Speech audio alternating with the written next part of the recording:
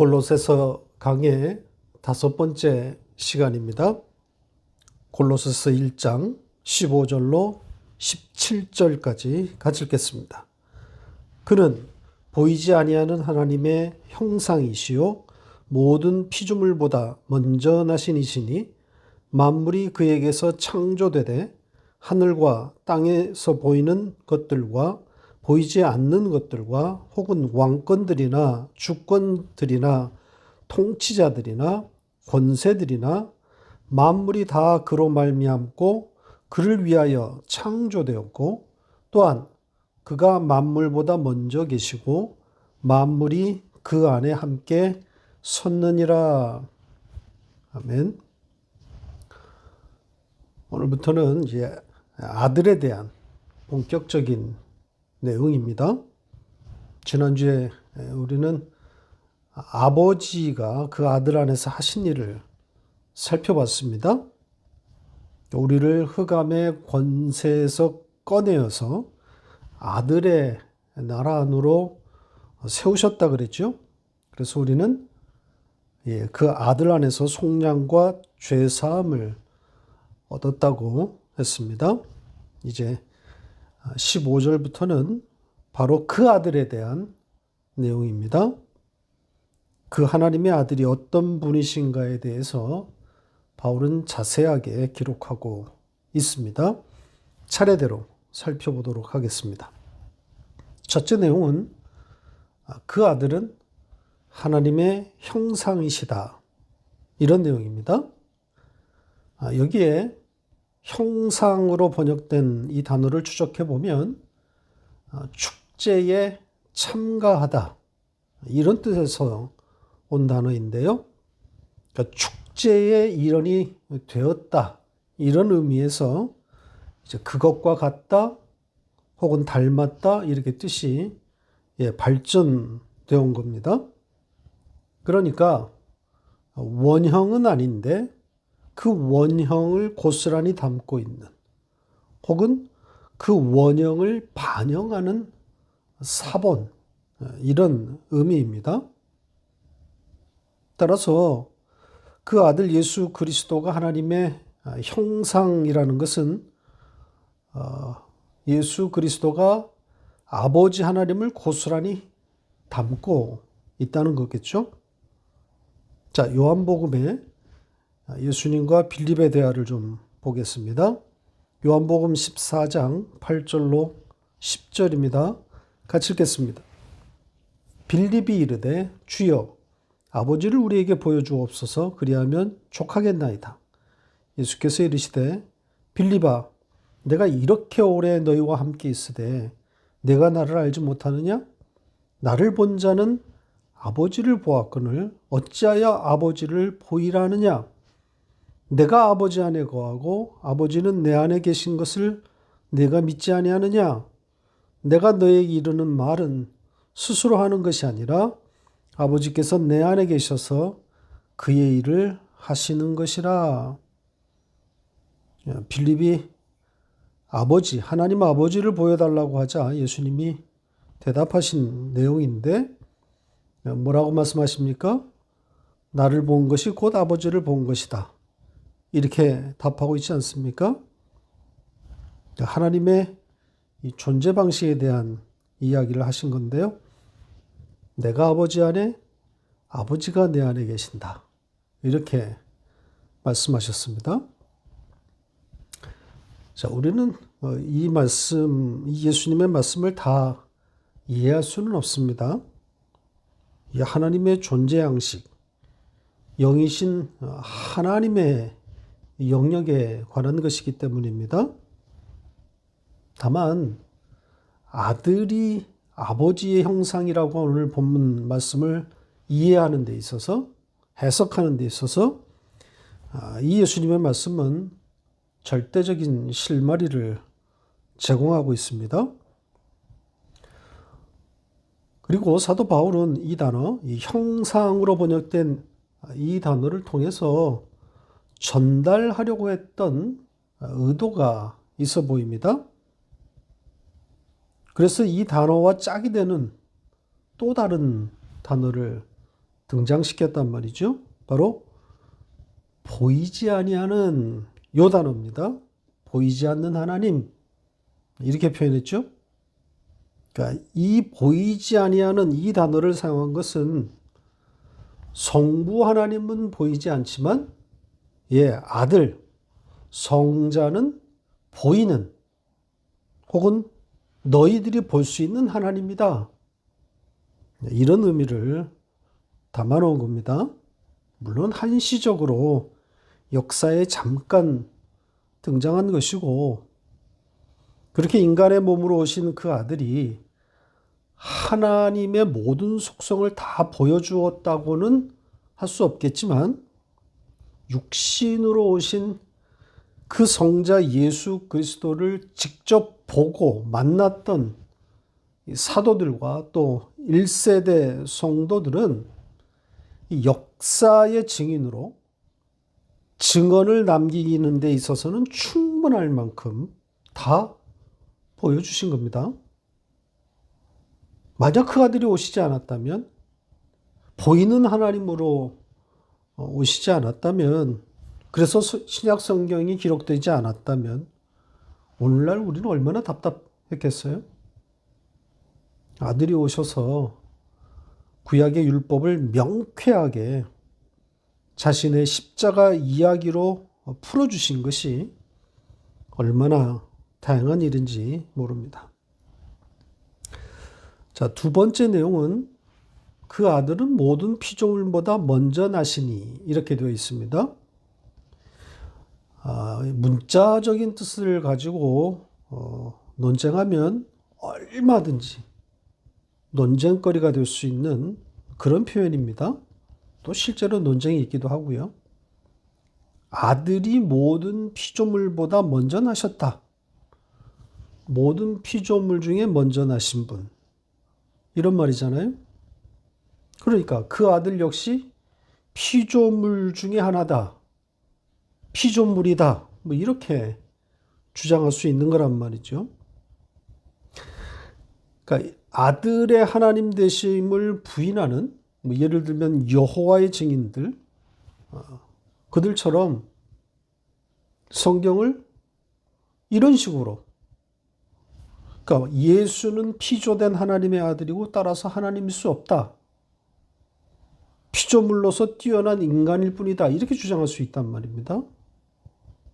그러니 당연히 창조주가 될 수 없는 거죠.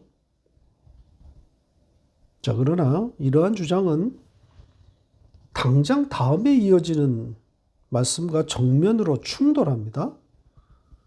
이 16절은 그 아들이 창조주라는 내용이란 말이죠. 자, 이런 충돌들을 우리는 어떻게 이해해야 하겠습니까? 사실 성경에 이런 성경의 자체적인 충돌들이 발견됩니다. 자, 이런 갈등 또 충돌 이런 것들은 언어가 갖는 인간의 언어가 가질 수밖에 없는 어떤 표현의 한계로 보는 것이 맞다고 생각합니다. 지금 여기에 먼저 나신 분, 처음 나신 분, 혹은 맏아들 이렇게 번역되는 단어인데요. 이 한 단어를 가지고 아들의 창조주이심을 말하고 있는 다수의 말씀들을 논박할 수는 없는 겁니다. 그리고 지금 이 말씀 모든 피조물보다 먼저 나시니 이 표현이 예수는 피조되었다. 창조된 피조물이다. 그걸 말하고자 함이겠습니까? 예수는 하나님이 창조한 피조물이다. 이걸 말하려고 한 겁니까? 그게 아니잖아요. 저자의 의도는 그 아들은 모든 피조물의 첫째다. 으뜸이다. 이걸 말하려고 한 거란 말입니다. 자, 이렇게 읽어야 다음 절과 자연스럽게 연결됩니다. 조금 이따 살펴보겠지만 이어진 말씀은 모든 만물, 즉 모든 피조물이 그에게서 창조되었다는 그런 내용이란 말이죠. 문자보다 중요한 것이 문맥입니다. 성경 안에 분명 문자적인 그런 충돌들이 존재합니다. 성경학자들은 그걸 난해구절 이렇게 이름을 붙여서 연구합니다. 그러나 여전히 일치하는 그런 답에 이르지는 못하고 있습니다. 이렇게 여전히 해결되지 않고 있는 이런 난해구절이 있음에도 불구하고 성경의 무호성을 우리가 주장할 수 있는 근거가 뭐겠습니까? 예, 문맥이란 말입니다. 도도하게 흐르는 문맥이 있기 때문입니다. 바로 예수와 십자가라는 이 문맥이 너무나 또렷하단 말이죠. 자, 다음 절로 갑니다. 16절과 17절을 볼 텐데요. 아들의 창조주 되심에 대한 내용입니다. 차례대로 살펴보겠습니다. 자, 16절은 15절에 종속되어 있습니다. 우리 성경이 잘 번역했습니다. 15절이 원인이고 16절은 그것의 결과입니다. 그러니까 그 아들이 모든 피조물의 으뜸이 되셨기 때문에 그러므로 16절의 결과가 있는 것이다. 이런 내용입니다. 이런 문장 구조예요. 내용은 모든 만물이 그로 인하여 창조되었다. 이런 내용입니다. 자, 같은 내용이 반복되어 있습니다. 두 문장이 같은 내용입니다. 자, 첫 번째 문장. 모든 만물이 그에게서 창조되었다. 이렇게 되어 있는데 원문대로 하면 모든 만물이 그 안에서, 그분 안에서 창조되어졌다. 이렇게 되어 있습니다. 주어는 모든 만물이고 따라서 동사는 수동태가 되는 것이고 그리고 시제는 과거입니다. 그러니까 아버지가 하나님이 아들 안에서 이 모든 것, 만물들을 창조하셨다. 이렇게 되는 거죠. 자, 그러면서 아들 안에서 창조된 그 모든 것, 만물, 이 만물을 수식하는 네 가지 내용이 첨부되어 있습니다. 자, 원문대로 하면 이렇게 되어 있습니다. 그 하늘들 안에 있는, 또 그 땅 위에 있는, 그 보이는, 그 보이지 않는, 자, 모두 이 만물을 수식하고 있는 것들입니다. 그러니까 그 하늘들 안에 있는 모든 것, 그 땅 위에 있는 모든 것, 보이는 모든 것, 그리고 보이지 않는 모든 것. 이렇게 되는 거겠죠? 따라서 이 네 가지 표현은 앞에 나왔던 그 피조물, 그 피조물을 고스란히 다시 받고 있는 겁니다. 그러니까 하나님이 만드신 그 모든 피조물을 풀어서 다시 쓴 거죠. 모든 피조물이 그 아들 안에서 창조되어졌다. 자, 그리고 이 만물, 이 모든 것, 그 아들 안에서 이 창조된 이 피조물, 이게 누구를 지칭하는 것인가? 자, 이 이야기는 잠시 후에 좀 자세히 다루겠습니다. 그러면서 또 이 만물을 강조하기 위해서 혹은 이 만물과 대조시키기 위해서 바울은 다시 네 종류의 사람들을 등장시키고 있습니다. 어떤 사람들입니까? 네, 보시는 것처럼 전부 힘을 가진 자들입니다.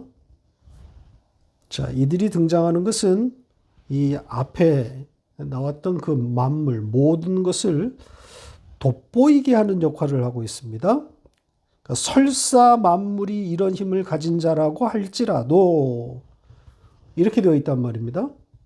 그러니까 만물을 강조하고 있는 거죠. 나아가 앞에 만물과 대조되는 혹은 반대에 서 있는 자들 이렇게 볼 수도 있습니다. 자, 왜 이렇게 읽어야 하는지에 대해서는 17절을 설명할 때 자세히 말씀을 드리겠습니다. 자, 16절의 두 번째 문장을 보겠습니다. 내용은 앞 문장과 같습니다. 그 반복인 거죠. 강조하고 있는 겁니다. 다만 여기서는 그 안에서, 그분 안에서, 이 표현 대신에 그로 말미암아, 그리고 그에게로, 이런 표현이 등장합니다. 우리 성경은 그를 위하여 이렇게 번역했는데, 그를 위하여가 아니라 그에게로, 그 안으로 이렇게 되어 있습니다. 그러니까 만물이 다 그로 말미암아, 그리고 그에게로, 그 안으로 창조되었다. 이렇게 되어 있습니다. 역시 주어는 만물이고, 시제도 앞의 문장처럼 수동태이고, 시제는 과거입니다. 그러니까 하나님이 모든 만물을 아들로 말미암아, 그리고 아들에게로 창조하셨다. 이렇게 되는 거겠죠. 자, 그러면 이제 17절로 넘어갑니다. 역시 두 문장으로 구성되어 있습니다. 두 문장 공이 만물, 모든 것이 등장하고 있습니다. 차례대로 보겠습니다. 첫 문장은 그가, 아들이겠죠. 그가 만물보다 먼저 계셨다. 이 내용입니다. 먼저 계셨다. 시간적으로나 물리적으로나, 그러니까 물리적인 위치로나 앞선 존재다. 이런 뜻입니다. 자, 시간에 대해서는 요한복음 1장이 이렇게 말하고 있습니다. 보시죠. 같이 읽겠습니다. 태초에 말씀이 계시니라. 이 말씀이 하나님과 함께 계셨으니 이 말씀은 곧 하나님이시니라. 그가 태초에 하나님과 함께 계셨고 만물이 그로 말미암아 지은 바 되었으니 지은 것이 하나도 그가 없이는 되는 것이 없느니라. 태초, 모든 것의 시작입니다. 자, 위치에 대해서는, 그분의 위치에 대해서는 빌립보서 2장에서 이렇게 말하고 있습니다. 같이 읽겠습니다. 이러므로 하나님이 그를 지극히 높여 모든 이름 위에 뛰어난 이름을 주사 하늘에 있는 자들과 땅에 있는 자들과 땅 아래에 있는 자들로 모든 무릎을 예수의 이름에 꿇게 하시고 모든 입으로 예수 그리스도를 주라 시인하여 하나님 아버지께 영광을 돌리게 하셨느니라. 자, 보시는 것처럼 그 아들은 만물보다 먼저 존재하시고 지극히 높은 곳, 가장 높은 곳에 계신 만유의 주인이라는 겁니다. 자, 그러면 이제 둘째 문장으로 가보겠습니다. 다시 여기에 만물이 주어로 등장합니다. 만물이 그 안에, 아들이겠죠. 그 아들 안에서 함께 섰다. 이렇게 되어 있습니다. 우리 성경이 잘 번역했습니다. 만물이 그 안에 함께 섰다. 원문 그대로입니다.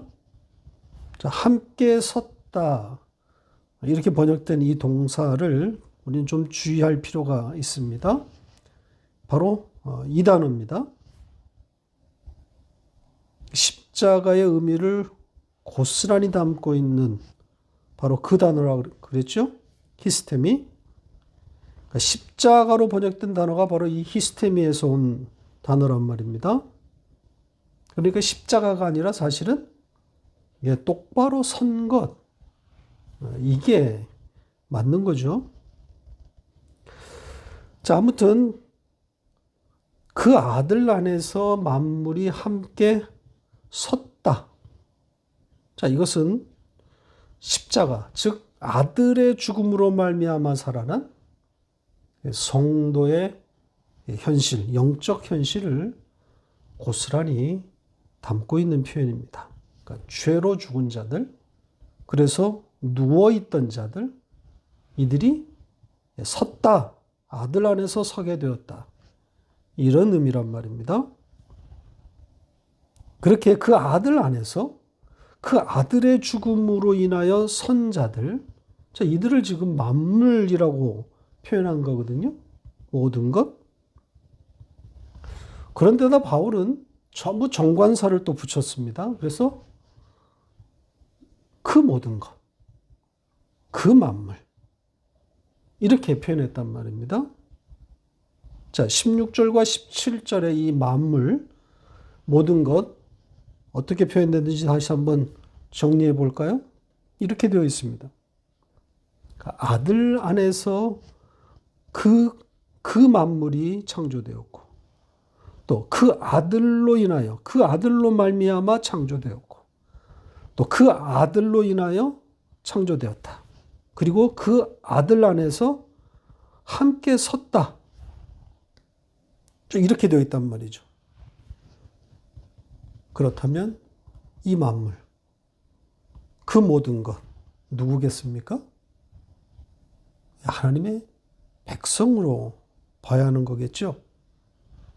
그러니까 문자의 뜻은 모든 것, 모든 피조물, 우주 삼라만상이라고 할 수 있지만 내용으로 볼 때, 문맥으로 볼 때 하나님의 백성으로 국한되는 겁니다.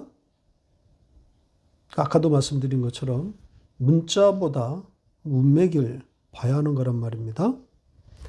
자, 이와 비슷한 내용을 가지고 있는 유명한 말씀이 있습니다. 요한복음 3장으로 가보시죠. 같이 읽겠습니다. 하나님이 세상을 이처럼 사랑하사 독생자를 주셨으니 이는 그를 믿는 자마다 멸망하지 않고 영생을 얻게 하려 하심이라. 하나님이 그 아들을 세상에 보내신 것은 세상을 심판하려 하심이 아니요 그로 말미암아 세상이 구원을 받게 하려 하심이라. 여기에 이 세상으로 번역된 단어가 코스모스입니다. 그러니까 문자적으로는 세상, 온 우주를 말하는 단어입니다. 그러니까 이 문장의 문자적인 뜻은 하나님이 이 우주, 이 세계, 삼라만상을 아가페로 사랑해서 아들을 주셨다. 이런 거란 말입니다. 자, 이 세상, 이 코스모스라고 하는 이 단어의 문자적인 뜻에 꽂히면 만민구원론 같은 이런 사상을 말하게 됩니다.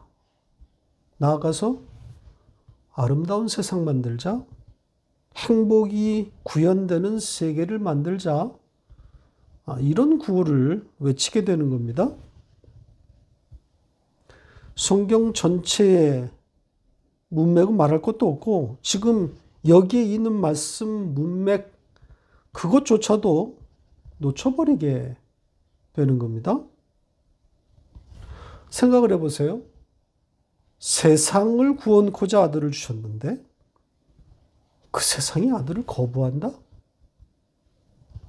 이게 가능합니까?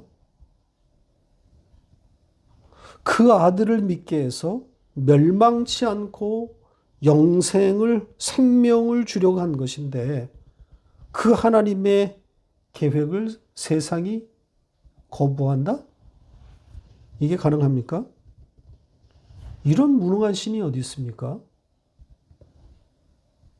세상 온 우주를 구원하려고 자기의 하나밖에 없는 그 아들, 그 성자 예수를 죽였는데 그 세상이 그 아들을 거부하는 이런 일이 어떻게 가능하냐 말입니다.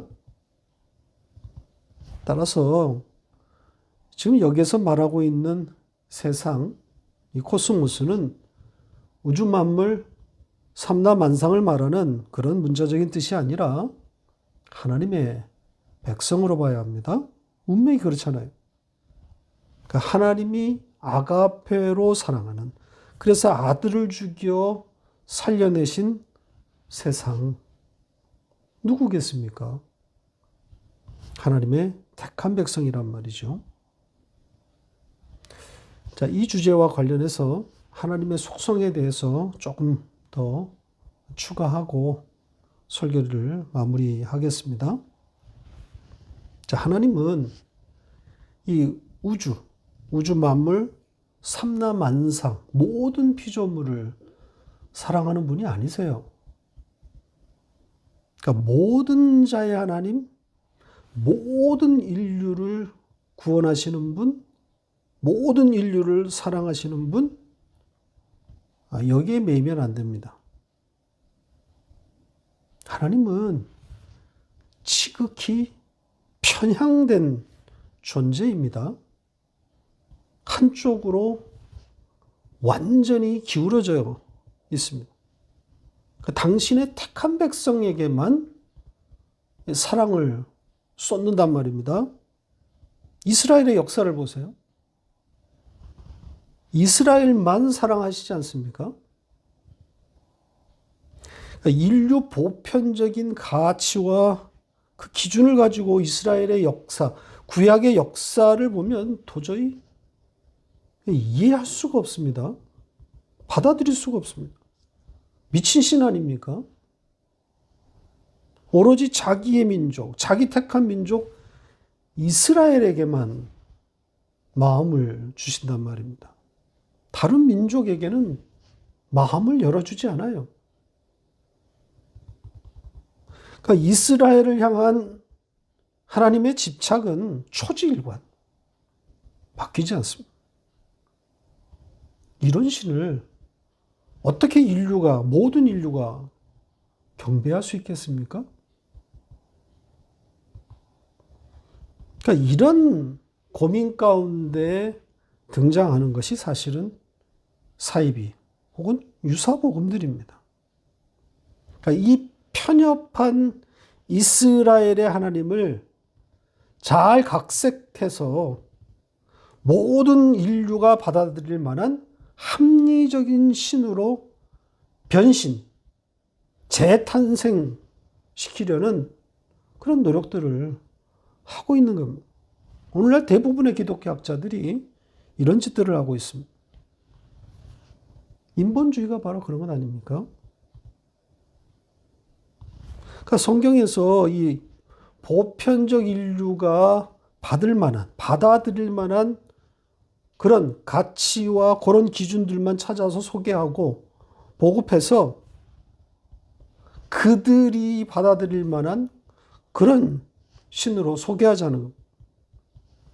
그러니까 공평하고 정의로운 신으로서 부합되는 것들은 성경에 남기고 나머지 것들은 뭐 어떤 이유와 명분을 만들어서라도 성경에서 제외시키고 있는 겁니다. 이 과정에서 예수의 십자가는 날아가 버리는 겁니다. 하나님의 창세전 언약, 창세전 예정과 선택도 함께 사라지는 거죠.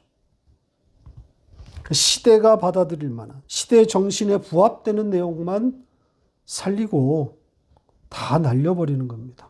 그래서 새로운 기독교가 창조되는 겁니다.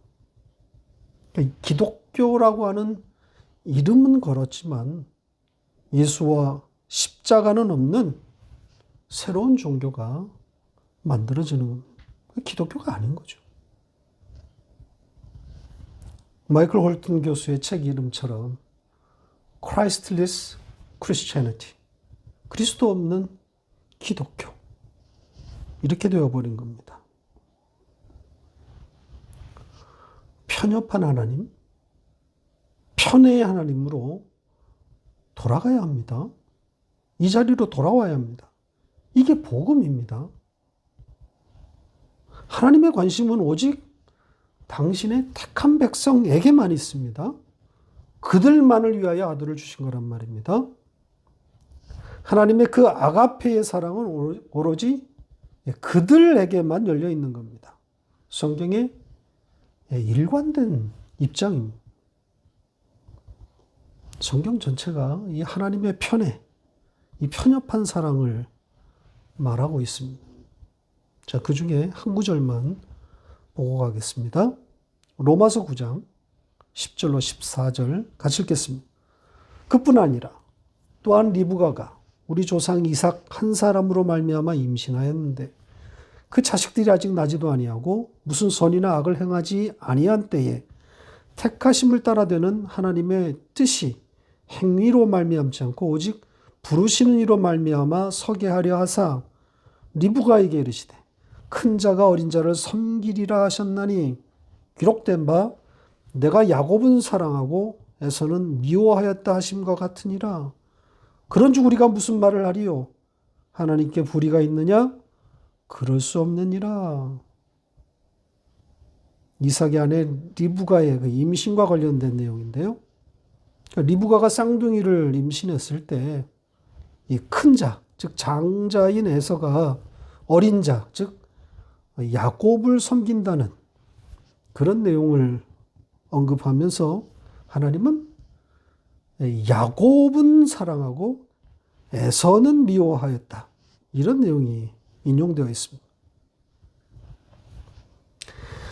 리브가에게서 이들이 태어나기도 전에 하나님이 지금 이렇게 말씀하셨다는 거잖아요.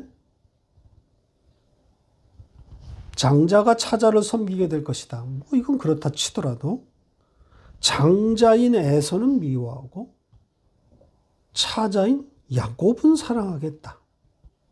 이 하나님, 이거 어떻게 하면 좋습니까? 이런 비합리적이고 비이성적인 이 편협된 이 신을 세상에 소개할 수 있겠어요?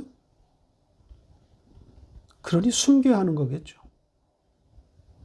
성경 비평이라고 하는 그럴듯한 도구를 등장시켜서 성경을 난도질하고 있는 겁니다. 인본주의의 이름으로 성경의 하나님을 처단하고 있는 겁니다. 왜요? 세상을 얻어야 하게. 세상을 설득하려면 이 길에 설 수밖에 없는 거죠. 그래서 성경의 하나님은 죽이고 대신 성경에는 없는 예쁘게 각색된 신흥 하나님을 만들어서 전하고 있는 겁니다. 세상이 믿을 만한 그럴듯한 그럴싸한 예쁜 하나님이 탄생한 겁니다. 신학이라는 이름으로 전도라는 미명하에 하나님을 학살하고 있는 겁니다. 말씀을 맺겠습니다. 하나님을 잘 모르면 하나님에 대한 잘못된 지식은 우리를 엉뚱하고 이상한 자리에 갖다 놓습니다. 그래서 신앙생활이 무엇인지, 또 신앙생활의 목표 지점이 어디인지 다 놓쳐버리게 만듭니다. 그러니까 엉뚱한 곳을 향하게 한단 말입니다. 그러니까 예수를 받아먹으라고 세상에 보내졌는데 그 예수처럼 지금 살겠다고 그 예수를 본받겠다 이런 식이란 말입니다.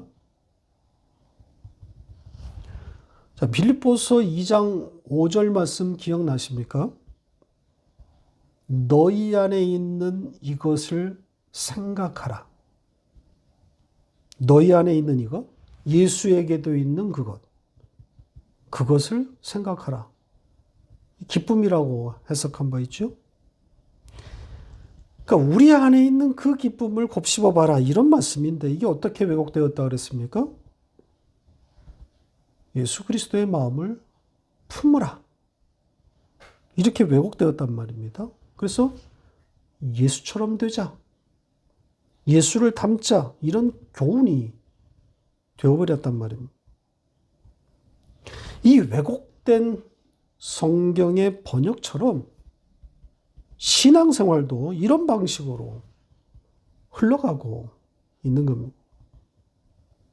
예수께 붙어 있어서 그로 말미암은 그 기쁨을 곱씹으면서 그 위의 소망, 하늘 소망에 기대어 사는 것이 바로 이 양육이 신앙생활의 목적이고 목표 지점인데 되지도 않을 사랑의 실천을 통해서 세상을 구원하자, 세상을 바꾸자, 이게 교회의 비전이 되어버렸단 말이죠.